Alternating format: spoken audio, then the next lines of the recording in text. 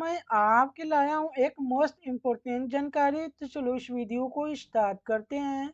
Simply आप यहाँ देख रहे हैं कि इंटरनेट की खोज किसने और इंटरनेट का आविष्कार कब और क्यों किया गया। देख लेते हैं इंटरनेट की खोज किसने की। हालांकि वर्ल्ड वाइड में वेब की शुरुआत एक व्यक्ति ने आविष्कार किया था, लेकिन इंटरनेट की उत्पत्ति में कई व्यक्तियों का ग्रुप प्रयास था। इसका जन्म हमें शीत युद्ध के दौरान अमेरिका और यूएसएसआर के बीच टेक्नोलॉजी के अत्यंत प्रतिस्थायी युग के में वापस लाया जाता है। सोवियत संघ ने 4 अक्टूबर 1957 को सुपर लिंक 1 उपग्रह के अंतरिक्ष में भेजा। आंशिक रूप से इसकी प्रतिक्रिया में अमेरिकी सरकार ने 1958 में एडवांस रिसर्च और प्रोजेक्ट एजेंसी को बनाया, जिसे आज DRDA defence advance research project agency के रूप में जाना जाता है। इस एजेंसी का विशिष्ट मिशन था स्पुतनिक 1 उपग्रह को उत्प्रेक्षित के टेक्नोलॉजी को रोकना। नेक्स्ट देखते हैं। ऐसे प्रयासों के समन्वय के लिए विभिन्न विश्वविद्यालय और प्रयोगशालाओं के बीच डेटा आदान प्रदान करने के लिए फास्ट तरीके की जरूरत थी। इसके लिए GCR लिंकदर ने इंटरनेट का सिद्धांत आधार के लिए इंटरनेट गैरिटिकल कंप्यूटर नेटवर्क बनाया। इसका इनका विचार एक ऐसा नेटवर्क बनाना था जहां कई अलग अलग कंप्यूटर सिस्टम एक दूसरे के साथ आपस में इस तरह से कनेक्ट होंगे कि जो डेटा शीघ्र गति से आदान प्रदान कर सकेंगे।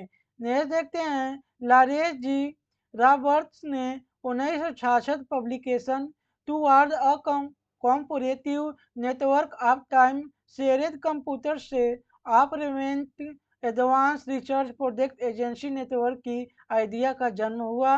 जनवरी 1969 में advance research project agency of the department of defence यानी कि ARPA ने एक कम्युनिकेशन नेटवर्क के डिजाइन और नेटवर्क निर्माण के लिए बोल्ट बेरनेक और न्यूमैन BBN को कॉन्टेक्ट कर दिया। इसके बाद सन 1969 के अंतिम में अपार्टमेंट कैलिफोर्निया और loss agency UCLA California university के सांता बारबरा UCSB उटा यूनिवर्सिटी और स्टैनफोर्ड रिसर्च यूनिवर्सिटी SRI के 4 नोड को कनेक्ट किया गया। यहाँ पर आप देख सकते हैं इस नेटवर्क का पहला प्रयोग 29/1969 को 10:30 पर हुआ और यह UCLA और स्टैनफोर्ड रिसर्च इंडस्ट्री इंस्टीट्यूट के बीच कम्युनिकेशन था। परमाणु युद्ध के खतरे के साथ एक ऐसे सिस्टम का विवेक केंद्रीकृत करने के लिए आवश्यक थी कि जिसमें एक नोड नष्ट हो गया तो फिर भी अन्य सभी कंप्यूटरों के बीच कम्युनिकेशन हो सके। अमेरिकी इंजीनियर पॉल वारन ने इस मुद्दे पर समाधान प्रदान किया। उन्होंने एक विवेक केंद्रीकृत नेटवर्क तैयार किया जो डाटा भेजने और प्राप्त करने के लिए पैकेट स्विच का इस्तेमाल करता था।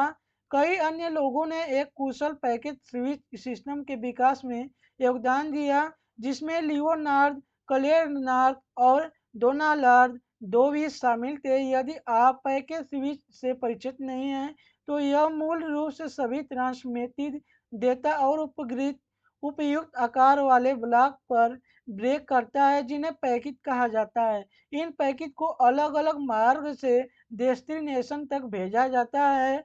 उदाहरण के लिए आप यदि किसी अन्य सिस्टम से बड़ी फाइल एक्सेस करना चाहते हैं तो जो आप इस फाइल को डाउनलोड करके उसका प्रयास करते हैं तो एक स्ट्रीम में पूरी फाइल भेजने के लिए लगातार कनेक्शन की आवश्यकता होती है। इसके वजह यह डेटा एक छोटे पैकेटों में विभाजित होता है और प्रत्येक पैकेट व्यक्तिगत के रूप में अलग अलग पाथ में भेजा जाता है। जो सिस्टम इस फाइल को डाउनलोड करती है वो इन पैकेज को एकत्रित कर दोबारा मूलपूर्ण फाइल बनाता है। 1972 में अपार्टमेंट ने कॉन्टेक्ट कंप्यूटर की संख्या 23 हो गई थी और वह समय था जब इलेक्ट्रॉनिक मेल, ईमेल शब्द का इस्तेमाल पहली बार किया गया था। कंप्यूटर वैज्ञानिक रे टेमलिंसन ने अपार्टमेंट ईमेल सिस्टम का इस्तेमाल किया था। इसमें ईमेल भेजने वाले का नाम और नेटवर्क का नाम अलग करने के लिए एस सिंबल का इस्तेमाल किया गया। इन डेवलपमेंट के साथ इंजीनियरों ने अधिक नेटवर्क बनाए जो कि X.25 और EUCP जैसे विभिन्न प्रोटोकॉल का इस्तेमाल करते थे। अपार्टमेंट द्वारा कम्युनिकेशन के लिए मूर्त protocol NCP network control of protocol इस्तेमाल किया गया। अब एक ऐसे प्रोटोकॉल की जरूरत थी कि सभी नेटवर्कों का एकजुट कर सके। 1974 में हाई लेवल पर TCP/IP एक सिस्टम जो यह सुनिश्चित करती है कि डेटा पैकेट को भेजने और प्राप्त करने के लिए किया जाता है और फिर पैकेट को उचित क्रम में अस्लेब्ड किया जाता है, जिसे डाउनलोड किए किए हुए डेटा और ओरिजिनल डेटा के साथ मिलाया जाता है। इसलिए यदि कोई पैकेज ट्रांसमिशन में खो जाता है तो TCP की एक ऐसी सिस्टम है जो यह पता लगाती है और सुनिश्चित करती है कि गायब पैकेट पुनः प्राप्त और सफलतापूर्वक प्राप्त हो सकता है। 1 जनवरी 1983 को TCP/IP प्रोटोकॉल अपार्टमेंट के लिए विशेष कम्युनिकेशन प्रोटोकॉल बन गया। इसके साथ 1983 में प्राल मोक पेटिस ने इंटरनेट नाम और एड्रेस पेयर के वितरित डेटाबेस का प्रस्ताव रखा, जिसे अब डोमेन नेम सिस्टम DNS भी कहा जाता है। यह वास्तव में एक डिस्ट्रीब्यूटेड फोन बुक है जिसमें डोमेन नेम और IP एड्रेस के साथ लिंक किया जाता है। इसके आप किसी भी वेबसाइट के IP एड्रेस को टाइप करने के लिए बजाय उसका नाम टाइप कर सकते हैं। गूगल के लिए ब्राउज़र 172.217.24.132 यह IP टाइप करके बजाय आप www.google.com टाइप कर सकते हैं। इसके बाद इस सिस्टम के डेबिट्यूड वर्जन इसके डिस्ट्रलाइज अप्रोच के लिए अनुमति दी है। इसके पहले एक सेंट्रल हॉस्ट टेक्स्ट फाइल को स्टैनफोर्ड रिसर्च इंस्टीट्यूट में मेंटेन किया जाता है। इसके बाद डाउनलोड कर अन्य सिस्टम द्वारा उपयोग किया जाता है। बेशक 1983 तक भी इसे मेंटेन करना एक समस्या थी और डिस्टेलाइज अप्रोच की ज़रूरत बढ़ रही थी। इसी वजह से 1983 में सर्नल ऑर्नपेन ओरिजिनेशन फॉर न्यूक्लियर और रिसर्च के टीम बर्नल ने इंटरनेट पर इंफॉर्मेशन डिस्ट्रीब्यूट करने के लिए एक सिस्टम डेवलपमेंट की और वर्ल्ड वाइड वेब का नाम दिया। नेक्स्ट देखते हैं, यहाँ पर इंटरनेट के साथ हाइपर टेक्स्ट सिस्टम लिंक किए गए पेजेस और आपके मौजूद सिस्टम बनी है।